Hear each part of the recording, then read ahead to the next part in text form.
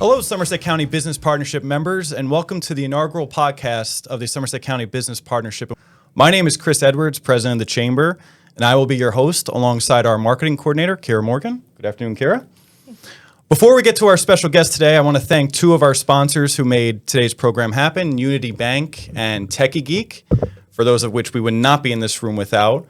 We also have a third sponsor, which is the perfect segue into our two special guests today. The County of Somerset has been a huge partner in getting our business hub off the ground, including the podcast studio we're in today. We're really swinging for the fences with our inaugural guest. We've been so excited to have our board chair, and now we're joined by two board members and our fantastic commissioners representing Somerset County on the board of the partnership, Commissioner Director Shanel Robinson and Deputy Director Sara Sooy. Welcome to the Scoop. Thank you. So, before we get into the connection between the county and the business community, and I feel like everything we do crosses into the business community, whether it's healthcare, affordable housing, everything goes right through the business community.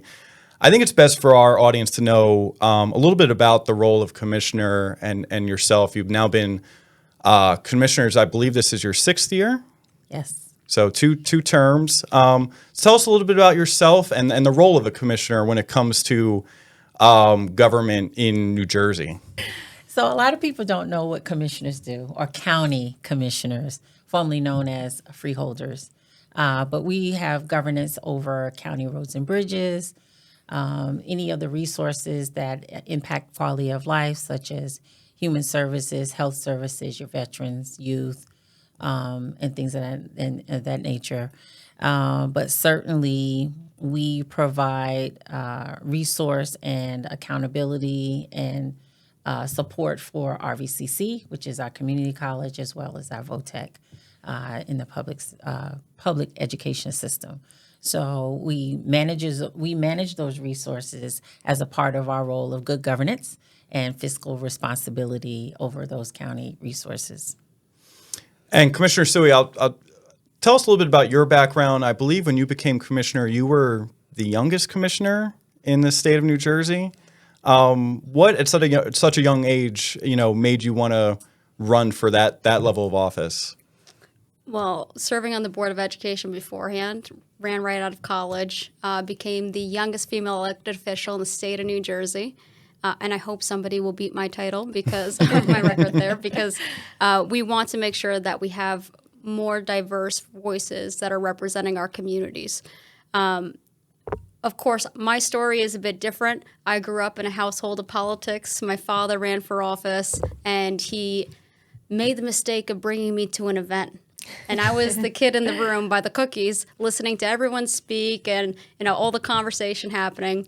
And I realized that if you actually all come together and focus on a common good, and they're everyday, topics. As a kid in the room, I was like, well, I don't like potholes when I'm sitting in the backseat of my mom's car. I want my parks to be nice. Mm-hmm. And that's what politics is really all about. We come back to the common sense, everyday values that impact our residents. And if you really do serve and just help out in the community, you'll do a great job. And Commissioner Robinson, I believe we had you on one of our Remarkable Women events that we had virtual. I believe that had to be 2021. And we got to learn a little bit about your amazing story and background there. Could you tell the audience a little bit more about your, growing up in Louisiana, correct? Yes. And being in the military. I mean, there's so many different areas we can go, but I think they would love to hear a little bit about your background. So I am an 8-year U.S. Air Force veteran. I was an aircraft mechanic, so I've traveled, as well as being an Army brat. So I've traveled the globe. So I've met people from all walks of life. So understanding their stories, where they're coming from, and meeting their needs is a great quality to have when you're leading people or being a servant leader. As well as being an Air Force veteran, I served in IT for well over 20 years. Network administration or network admin, help desk, desktop support, senior management, project management background, information technology, infrastructure, library certification, which is ITIL, and certainly my degree from Rutgers, labor studies with a concentration in diversity and employment law. And I felt my expertise and management experience, putting that all together, providing customer service in a space where people feel unheard, not trusting of government, in order to give back in that sense, but always having a heart of service. And we always talk about how this is heart's work and not hard work, because we can do it in our sleep. This is something that we grew up, I think, in both of our households, and having a sense of community, a sense of belonging, and a sense of helping others that are in need. And so I bring that to the table. And just being accessible, visible, and responsible leaders is what we bring to the table. And I think we've done that very well. I think that's a perfect segue. When you're burnout, how you find that drive, whether, for the next meeting, because it's not just, your roles as commissioners, but, you have kids, grandkids, taking care of parents, taking care of your job, and, balancing your career versus, this. Can you talk a little bit more about how you find that balance on a day-to-day basis? We'll switch up the order. So I think it's really, if you see somebody in need and you have that heart of service, it pushes you to make sure that you have a little bit more strength than that person who's down right now. You have a little bit more energy to be able to get up and, go to another event and, fight some of the New Jersey traffic that we all face and make sure that you're present, because when you're sitting in the room and you hear other people and their stories and what brought them to that room that day, we all have struggles, but if you're able to sacrifice a little bit, you're able to, share those resources. That's what county government is all about. It's shared services and helping out your community. And there's a theme here. But that's what energizes and inspires me every day. And I know, Director Robinson, we always go back. Sometimes we're looking at each other like, do we have the energy some of those days? And we've all been there sitting in our cars saying, got to get out of the car and go do this again. Yep. And those people are who really inspire us. I would have to agree. I think the people are our why we continue to do this. Certainly, this is an act of love for the community. This is a selfless act, giving you that extra push when you do see someone that is in need, and you're like, okay, my situation isn't as bad. And and the reason why we got into this space to begin with is to help others, and being able to push in spite of what mentally we're drained, or emotionally and or physically that we're drained. It's okay, take a deep breath. Yeah, we do sometimes get that looking like, okay, we got to do it again. Let's just push. And the reward that we get is being able to help those that are in need. It exceeds anything physical, mental, emotional that we may be going through, because the work that we do and the platform that we have to be able to help those people is the heart of service, and it pushes you. That harmonious balance is, you really have to take time for yourself. So sometimes you just have to stop, regroup, re-energize, and then go back and do it all over again. And then sometimes we push each other. So, we motivate each other as to, okay, so like even now we are like, okay, from the military perspective, it's 20 days and a wake up. So we're actually 21 days and a wake up, or 22 days before the election. However, it's a matter of actually just pushing and forging ahead, because our reason why is greater than what our needs may be. But that's a selfless act. I was just going to say, did you guys see yourselves when you were kids, this is what I want to do? Did you ever think that this was a possibility? I feel like so many people don't realize that this is even an option to get into something like this. I'd rather stay in the background, honestly. I found out about myself is during the pandemic, I am an introvert with extrovert tendencies. Yes. Okay. And so to be on all the time is not natural for me. Yeah. But again, the motivation are the people. Mm-hmm. And if I could just help someone along the way, I'm happy. My heart is smiling. That's good. But no, I had no desire to go into politics. But I felt for me, what I saw was I didn't like what I saw on either side of the aisle. And I was like, I have leadership qualities. I have things that I bring to the table that can actually unify the community and not divide. So that was my segue into, okay, I can do this. Yeah. So I was the oddball growing up. And I didn't initially want to actually run for office because I was the shy kid, but I was always so interested. Can you believe it? So actually, in my high school yearbook, I was the shyest kid in the entire school. No, I'm joking. I can see that. You and Morgan are similar in that way. But we're just the extension of the family at this point. But growing up, I was the kid that I actually wanted to be a lobbyist. And I was like, you know what, these people really push and advocate for certain things. And then I realized that it's not everything I would want to lobby for. And as I started to realize, most of the kids in my class, I was so young. Timmy wanted to be a firefighter. Jane wanted to be a nurse. Sara Sooy wanted to be a lobbyist. Everyone in the class were like, you want to work in a hotel lobby? And I was like, no. It's a little different. And that ended up evolving because as a shy kid, I didn't think that I was going to be that voice. I always watched people. I went to the swearing-in ceremonies every January right here at our historic courthouse with my dad. And I was like, wow, look at those incredible people up there. And think about how much courage it takes to sit up there, make those decisions in front of everybody. But once I found that courage to be able to match those two passions together, and a few people ask you, then you evolve into the role, and you're able to apply all the skill sets that you bring to the table. Yeah, that's awesome. Well, Commissioner Robinson, you mentioned the pandemic, and something I think that the three of us certainly share is, being newly appointed into leadership and being thrown into a situation no person in our lifetime has ever gone through. I know here at the partnership, a lot of times I talk about three different phases, the before pandemic, during, and what we're in now. As you finish up your second terms as commissioners, are there items that, things that you've done that you're extremely proud of, maybe something coming out of the pandemic or something you learned about the role of commissioner that you thought you would never have to deal with, like, setting up, emergency sites on the campus of RVCC?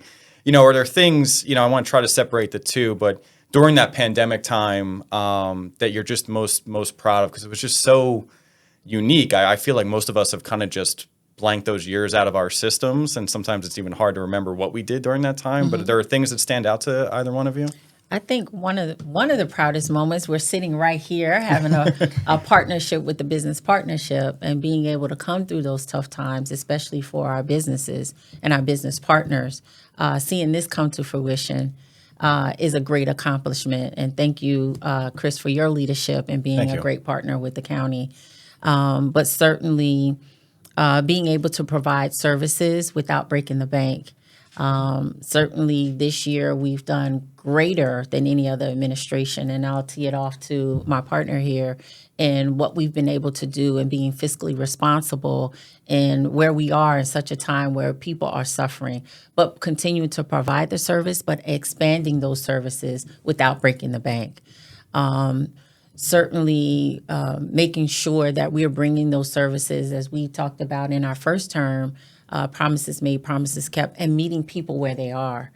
We just finished our first annual Veterans Job Resource and Wellness Fair. It was such a success, and as a veteran, it did my heart. I mean, I was elated. I think I was jumping for joy on the inside, but certainly on the outside, I was screaming out loud, like, this is what the best part of our job is, meeting people where they are and providing the services that they need. And being able to do it in this vein, or having this platform, and being able to provide that for people, whether they voted for us or not. The work is still the work. Bringing the vaccines, as you talked about, vaccination testing site, a testing site and a vaccine center to RVCC, partnering with them, providing, as we came out of the pandemic, recognizing that mental health was on the rise, and providing a community police alliance coordinator where a licensed social worker can pair up with the police department and actually provide that wraparound service or services, not only for the person, but for the family with that holistic approach.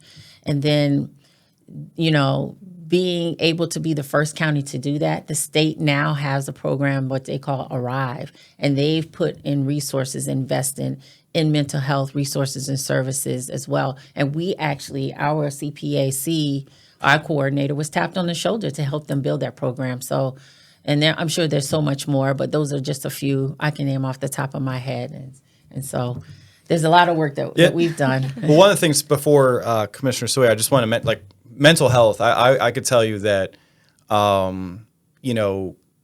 there was a push pre-pandemic from companies, especially mid and large size companies, to do more when it came to employee assistance programs, EAPs. And I feel like oddly with the pandemic, and especially those companies had the ability to offer work from home for their employees, they've almost oddly enough, unfortunately, taken a step back because employers have looked at EAPs or work from home as an EAP program, right? So my employee, if they don't feel good, they could just work from home. So I don't really need this elaborate plan. But I could tell you that mental health, I think we see here at the partnership through Healthier Somerset, the need for the employer to get involved in mental health issues in the workplace now is just it's unbelievable how much that's risen. So I really have to applaud the county for kind of being ahead of the curve on that, because I think we talk about better health equals better business. I think a lot of it's going to start with mental health. So that's my little speech on that. But I know there's a lot of other things, Commissioner Sooy, that you've been working on the last few years. What have kind of stood out if you kind of look at your 6-year highlight reel as some of your favorite moments or pieces of legislation you've worked on? Well, it's what we have worked on together, Chris. As liaison for the business partnership, it brings me back to my days over at Rutgers doing the executive MBA program over at the North Campus, and everyone in class, and this was before, the pandemic hit and everything else. And we said, what's going to be the next disruptor? What's the next internet? And everyone's like, is it AI? Is it this? Is it that? And we realized that the biggest disruptor that we had was the pandemic. Yep. And that forced us to change the way that we did business. It accelerated a lot of business cycles that we were seeing phase out, and it just happened overnight. And the pivoting that we're able to do, thanks to your leadership here at the Business Partnership, bringing on some phenomenal new team members with different perspectives, and look at the technology we're equipped with now, because this would not have happened if it weren't for that. It wouldn't have happened at the same time period, right, where we accelerated it. But ultimately, what we found is that it was an ability to take us into the next step. What's the next phase for Somerset County? What's going to help our business community just evolve and become global leaders, whether it's being the medicine chest of the world or making sure that we have all the equipment for our small businesses that really make our downtowns very unique. When you travel throughout this country, you go to different areas and you see, what do you have to do in your downtown? What businesses do you have? What stores can you shop in? And Somerset County in particular has that. We are in the heart of it now, right on Division Street in this beautiful new space. And I think that is why, it's one of the main factors why we are now ranked the #1 county in the state of New Jersey and number 13 in the nation. And that doesn't happen by chance, but it happens with proper planning under our leadership. And this is, collectively with different partners, of course. We were able to accomplish that, but we were also able to bring back more state and federal dollars than any other administration in the past. And that speaks to making sure that you call up the relationships you build. And it's not one side versus the other, but it's making sure that you bring that back for your community. And that's how we're able to expand. We had one of our largest expansions within education, $27 million to our VOTEC school. Not everyone can afford to go to a 4-year college, but you're able to get a certificate or a form of a degree and be able to go out into our workforce. And as you know, Chris, and your team here, that's why we have so many new companies coming, because they see the pipeline of high talent and that workforce that's going to be able to keep their companies growing. Well, you teed me up perfectly for my last question. Before we get to that, though, I want to, give both of you and the rest of your commissioners and the county administration a shout out. The room we're sitting in, the business hub that's next to us here.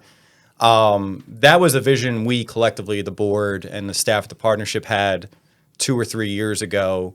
But as much as we envisioned this, we couldn't make it happen without the county's public-private partnership. And I think the vision to see what this could be, I think, there was definitely a mindset 3 or 4 years ago that why would the chamber need a physical office space? Like, why you're doing perfectly fine in a virtual format. And I think we collectively came together and said, no, there's going to be a period here where businesses want to be back in person, whether it's receiving training, networking, doing these new forms of digital communication. And obviously, we've seen it within the first 5 months we've been here, just the amount of usage we've gotten in this space. So I want to, thank both of you, and thank the rest of the commissioners and administration, Colleen, Jessica. It wasn't just a financial commitment, but it took some foresight to see that it wasn't just going to be the two of us talking to each other here in this podcast each day. But you had mentioned new industries, and I find that to be really fascinating. I think Somerset County is known as the medicine cabinet, but it's also it's looked at as what I call legacy companies, right? It's your Pfizers, your Johnson & Johnsons, which are all great partners and investors in the partnership. But I think there's this undercurrent building of smaller startups within the industry and probably in different sectors. So what do you see, from your perch in terms of like what the economic driver of Somerset County is maybe 5-10 years from now? So what I'm personally seeing, lots of people they got frustrated with that 9 to 5, if that really existed, work day and working for somebody else, and it was diminishing returns. And they were like, you know what? I'm not making enough to say that it's not worth the risk to start my own business. And I'm one of those people. Started a consulting firm a few years ago, and I said, you know what? It may be worth it for me to take a step out and see what I can build on my own. You don't necessarily need an office. You don't need that brick and mortar like you did historically. You have so much technology at your fingertips that high quality content, you could do most of it off of your iPhone. And when you look at what's popping on your Instagram or social media accounts, these are all different startup companies that are starting to use those everyday available resources to promote. And they've broken it down into a science. So whether it be a clothing line or, making sure that you have different, influencers, people are making money within it. If it makes sense for you, it makes sense. But the business partnership, where it fits in, if you do have one of those businesses that does need that extra step, you need a space every now and then, but you don't have the funds just starting, that could cripple you in the long run, you're able to come in for a very, very affordable price. You couldn't find anything else that's fully equipped like this at this rate. Preach. It is well worth your value. And I always come back to the question is, what are we doing for that other person? What are we doing for that business owner? Because if we gave them zero return, I would say, you know what? Maybe don't sign up for something. I'm not going to tell you something I wouldn't actually do myself. And to me, to be able to have 50 people, whether it's in person and connecting them with the technology so you can have people throughout this world tune in and see what you're bringing to the table, to be able to tap into all of those existing legacy companies that we do house right in Somerset County, the accessibility to get right to the people that you need for whatever industry you're in, I think that is the value that we bring to the table. It's what makes us different, and it's what's going to keep us as number one. There's this soft middle of companies that they need training and services, but they're either financially or maybe even mentally not there to go take a full training class, training course, go after a grant that ties them to a bunch of programs that they're not ready to implement. So accessing the services of the partnership, one of the things I failed to mention is that through the county's investment in the Business Hub, we launched a series in September called SBH Workshops, so Somerset Business Hub workshops that are free and open to the entire business community. So that's obviously something new for us. Usually we have a membership firewall essentially, but twice a month we do programs in the hub that are free and open to everybody. This November we have an AI boot camp, so it's a 2-hour course on the beginning steps of AI. I think people see AI, I'm sure you know, from a 10,000 foot view and get scared to death of it. We're talking about how you can use programs like Microsoft Copilot and using programs at your desk that make you more productive in the workplace. We're also doing a workshop later on in November on cultural competency. So our partners at Literacy Volunteers are coming in.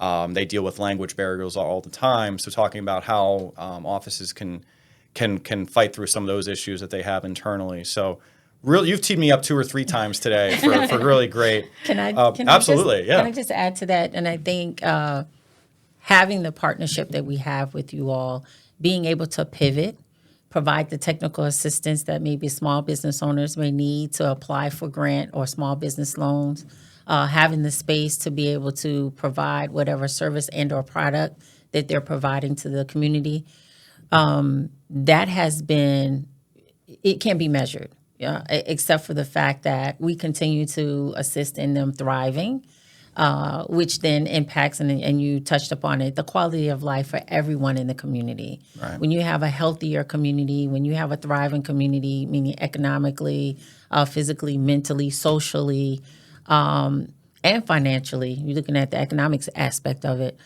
then everybody wins. You have a healthier, vibrant community. And so I think that's something that we can take pride in, knowing that we have been a part of, along with you and your team's efforts. And so being able to provide that to the community is second to none. No, I think that's a perfect way to kind of encapsulate everything we've talked about. Before we go, we can't let you off the hook with asking you some really hard, tough questions. So I hope you're ready.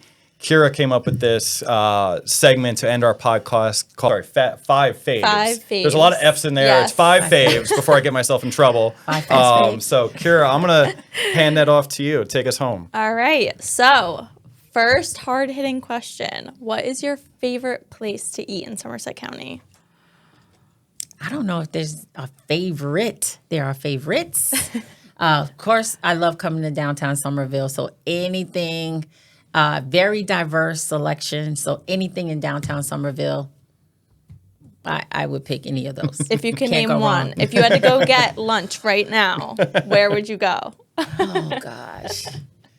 I would say because of the ambiance and the family feel, probably Verve. Okay. Okay, we love Verve. If I wanted to go upscale, Yeah. it would be Wolfgang's. Okay. All right.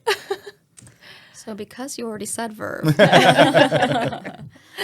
I actually really like French food. So there's a hole in the wall spot in Franklin called Sophie's Bistro. Sophie's Bistro. And you would never expect, you walk into this place and it is your classic French bistro, like decor, it's got a fantastic bar if you drink.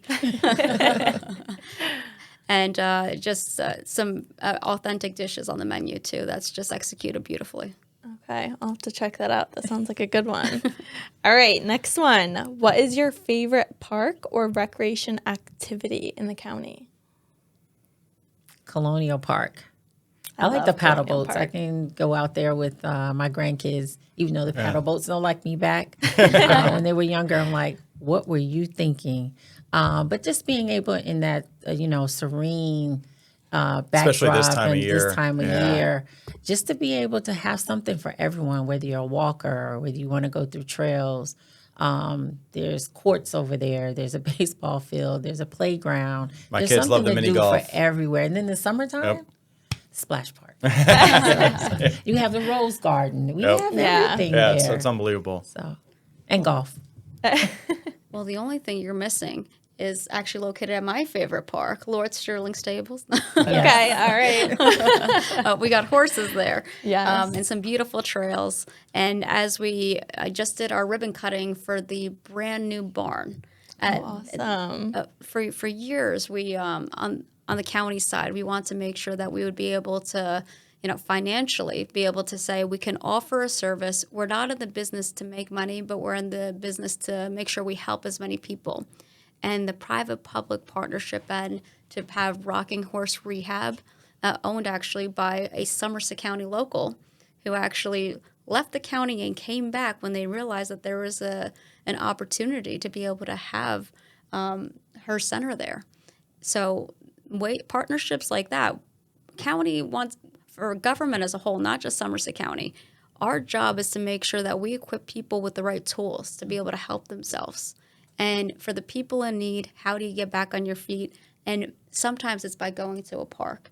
And that during the pandemic, we found people who really struggled on the mental health side. People were isolated. But the one thing that people really, felt that kept them sane, dare I say, was going to a county park. And our golf numbers were way up. Yes. The county parks look like seaside on a Friday night in the summer. Some of those times during the pandemic. It was unbelievable. Yeah. I actually went there for the first time this year, Lord Sterling Park, and I had no idea it was there.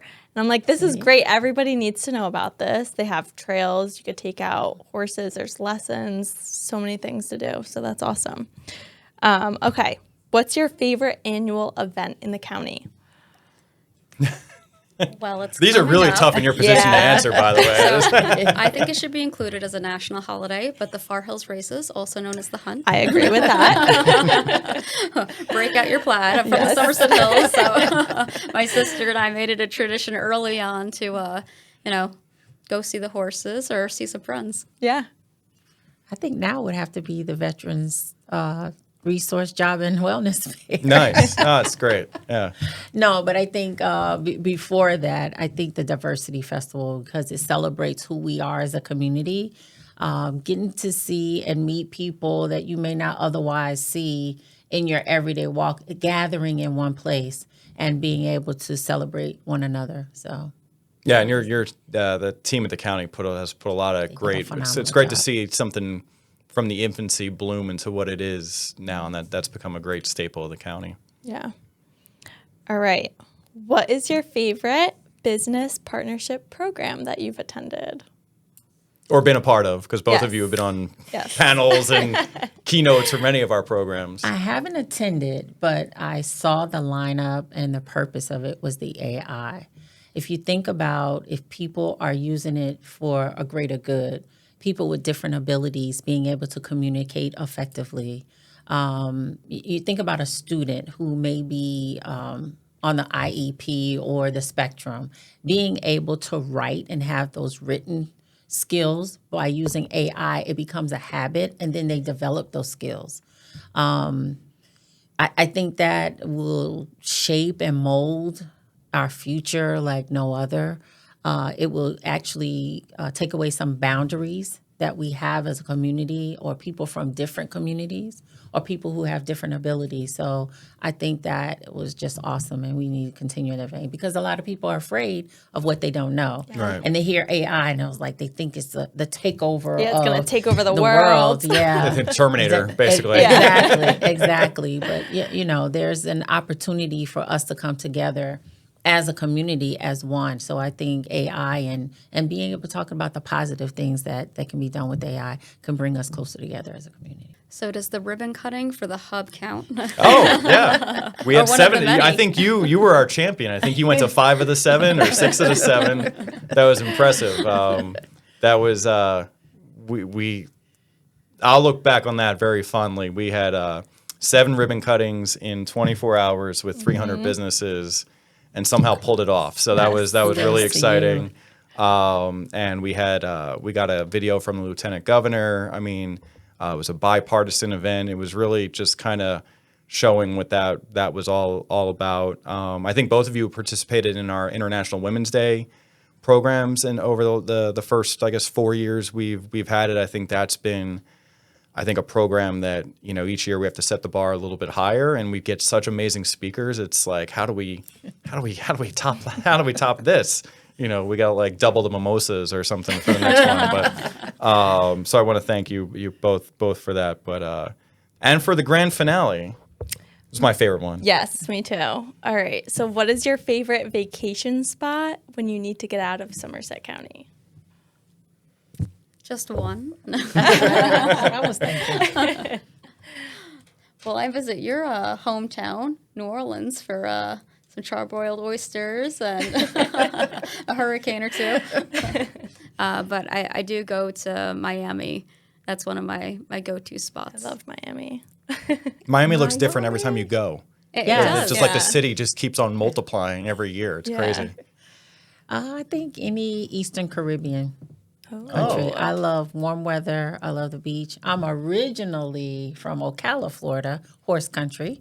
Okay. And then I was raised in Louisiana. So New Orleans, yeah, I go for the food. I go to visit my family, and then I'm out.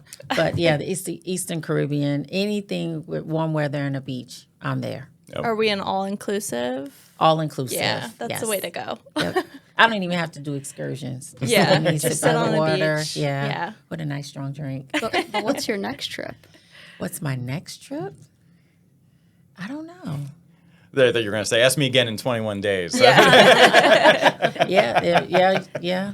The lodge at Woodlock near the Poconos. Yeah. Okay. All right. Spot. And I'm off to Hawaii. There One you way or another. Oh, wow. Is that your first time? And my uncle lives out there. Oh, so which cool. island? Lanai. Okay. Yeah. I've never Yeah, been. fine. That's definitely on my bucket list. Island hop. Go to the Polynesian Center. It's That wonderful. was my honeymoon. Really? Maui and Oahu. So that There you was go. yeah, awesome. You Can't go wrong with that. Yep.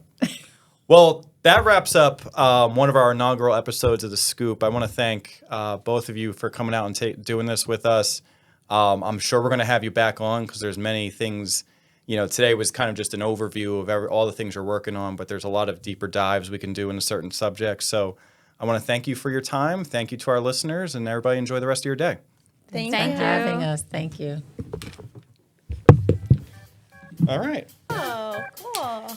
What's the next one?